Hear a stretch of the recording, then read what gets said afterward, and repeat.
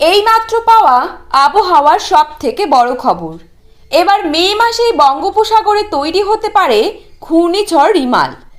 আবহাওয়া দপ্তরের পূর্বাভাস, এই ঝড় প্রবল শক্তি সঞ্চয় করতে পারে।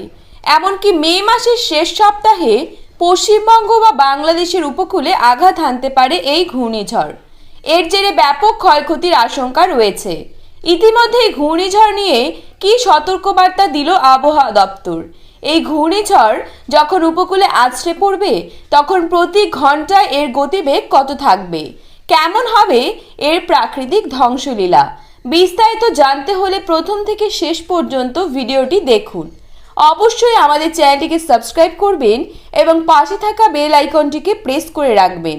সাধারণত বর্ষাকালের শুরুতে অর্থাৎ মে ও জুন মাসে ঘূর্ণিঝড়ের প্রকোপ দেখা দেয়।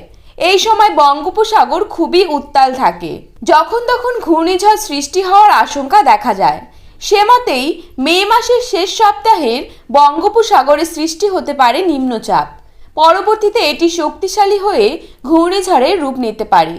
এমনকি সেটি বাংলাদেশ ও পশ্চিমবঙ্গের উপকূলে আঘাত হানতে পারে বলে জানিয়েছেন আবহাওয়াবিদরা। এদিকে আবহাওয়ার মডেল বিশ্লেষণ করে জানা যাচ্ছে 20 মে দক্ষিণ বঙ্গোপসাগরে তৈরি হতে পারে একটি ঘূর্ণাবর্ত। সেটি সোজা উত্তর দিকে অগ্রসর হয়ে শক্তি বৃদ্ধি করতে পারে।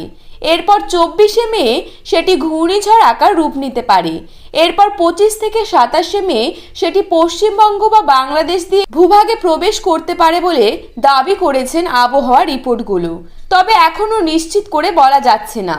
তবে 20 তারিখের পর এটি নিশ্চিত করে বলা যাবে, তাই আতঙ্কিত না হয়ে সতর্ক থাকবেন। এদিকে বর্ষার আগমনী বার্তা। আন্দামান ও নিকোবর দ্বীপপুঞ্জ এলাকায় দক্ষিণ পশ্চিম মৌসুমী বায়ু বা বর্ষা প্রবেশ করতে পারে আগামী 29 মে। আগামী 22 মে নির্ধারিত সময়ের 3 দিন আগেই বর্ষার প্রবেশ আন্দামান নিকোবর দ্বীপপুঞ্জে। তবে সেটি বাংলাদেশ উপকূলে আসতে সময় লাগতে পারে জুন মাসের প্রথম সপ্তাহ পর্যন্ত। এরপর জুন মাসের শেষ অর্ধে মৌসুমী বায়ু বা বর্ষাকাল বাংলাদেশ ও ভারতের বিভিন্ন রাজ্যে সক্রিয় থাকতে পারে। আবহাওয়াবিদদের ধারণা, এবার বর্ষাতে ভালো রকম বৃষ্টির সম্ভাবনা থাকছে। তো এবারের বর্ষাতে ভালো রকম বৃষ্টিপাতের সম্ভাবনা থাকছে, তাই বৃষ্টিপাতের জন্য অপেক্ষা করুন বর্ষার।